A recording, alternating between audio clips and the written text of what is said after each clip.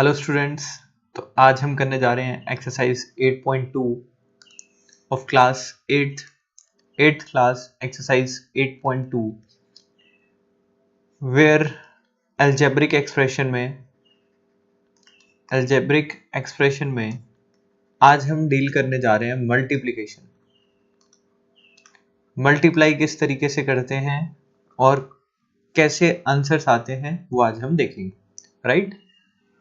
So find the product of the following pairs of monomials. तो हमें यहाँ पे प्रोडक्ट करना है, one thing is 4 and second thing is 7p, right.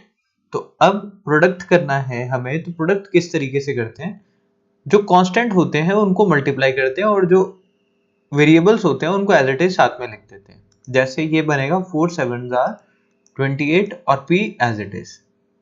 This is simply an answer, right. अब यहाँ पे नेक्स्ट क्वेश्चन अगर हम देखें तो ये है -4p और उसके बाद है 7p, राइट। तो अगर इस तरीके से दिया हो तो कैसे करना है, मल्टीप्लाई 7p, वेरिएबल की मल्टीप्लाई वेरिएबल से और कॉन्सोनेंट्स की मल्टीप्लाई कॉन्सोनेंट्स के साथ, ठीक है ना। जैसे ये क्या बनेगा, 4 7s are 28, right. Plus into negative, क्या नेगेटिव इंटू प्लस क्या बनता है हमेशा, always negative. p multiply p becomes p square, right. तो अगर p मल्टीप्लाई p हो रहा है तो इट मींस p स्क्वायर हो रहा है, क्योंकि यहाँ पे पावर 1 यहाँ पे power 1, in multiplication both the powers are added. Always remember this thing. अगर मल्टीप्लाई होता है तो पावर ऐड होती है, राइट। अगर डिवाइड होता है तो पावर सब्ट्रैक्ट होती है, right.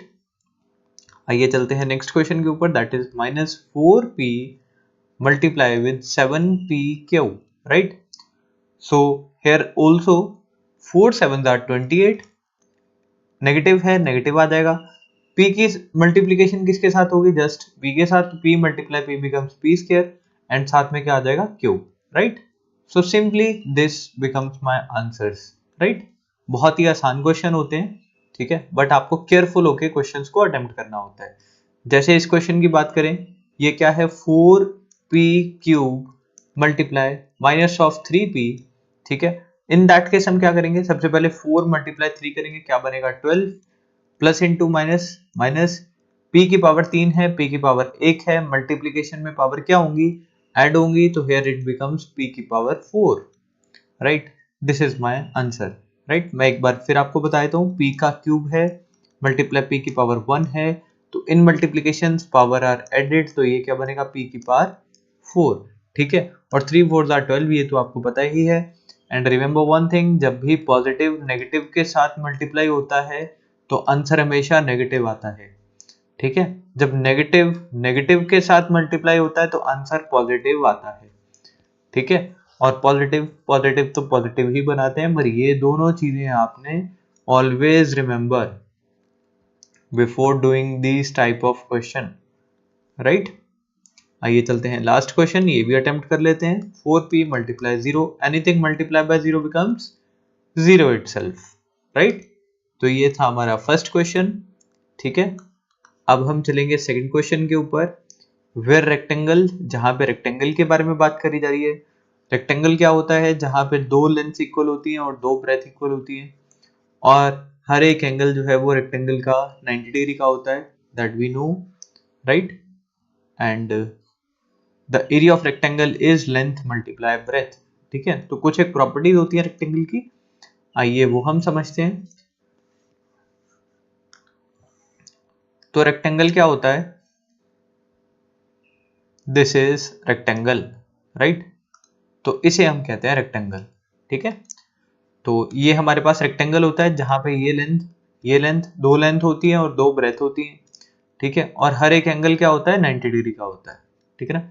Where diagonals also equal, जहां पे डायगोनल्स भी इक्वल होती हैं, हर एंगल 90 डिग्री का होता है, और जहां पे दो लेंथ और दो ब्रेथ होती है, ठीक है।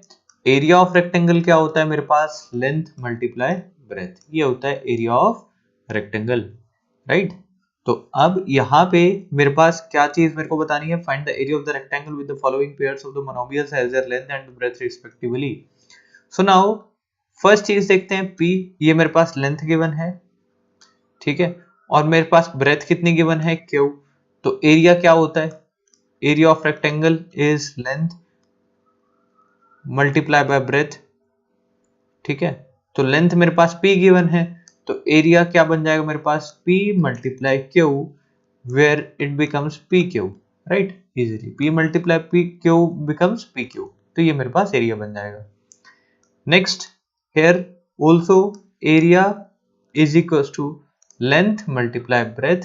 Length we had given is 10 m and the breadth is given as 5n. Multiply करेंगे 10 multiply 5 becomes 50, m multiply n becomes mn, right? तो ये मेरे पास आंसर बन जाएगा। नेक्स्ट क्वेश्चन पे चलते हैं। It becomes 20x square 5y square, ये मेरे पास लेंथ है, ये मेरे पास ब्रेथ है, एरिया का निकल के आएगा लेंथ मल्टीप्लाई ब्रेथ करेंगे तो 20x square multiply 5y square, 20 5 times becomes 100, x square as it is and y square as it is, right? So this becomes my answer to this question. Next question, here it becomes 4x, this is length, and 3x square it becomes breadth. Now area becomes length multiply breadth, 4x multiply 3x square, या here x की power कितनी है 1, जहां पे कुछ given नहीं होता वहां पावर आपने क्या एज्यूम करनी है 1, तो 4 multiply 3 becomes 12, मल्टीप्लीकेशन में पावर क्या हो जाएंगी ऐड हो जाएंगी, तो x 2 plus 1 क्या बनेगा x का क्यूब, ये मेरे पास आंसर बनेगा। चलते हैं अपने लास्ट क्वेश्चन के ऊपर, that is in multiplication.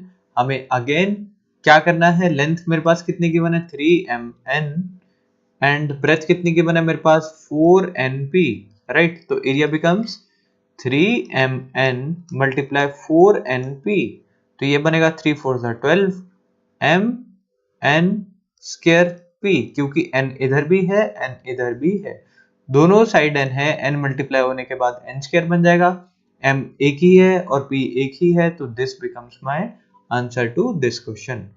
You just know how to multiply 3mn multiply 4np, n multiply n क्या बनेगा n square, 4 into 3 क्या बनेगा 12, m as it is आ जाएगा और p as it is आ जाएगा। जैसे आपको लिखना हो लिख सकते हैं, कोई दिक्कत नहीं आती, ठीक है। m को पहले लिखिए बाद में लिखिए, p को पहले लिखिए बाद में लिखिए, कोई फर्क नहीं पड़ता, answer will remain the same, right.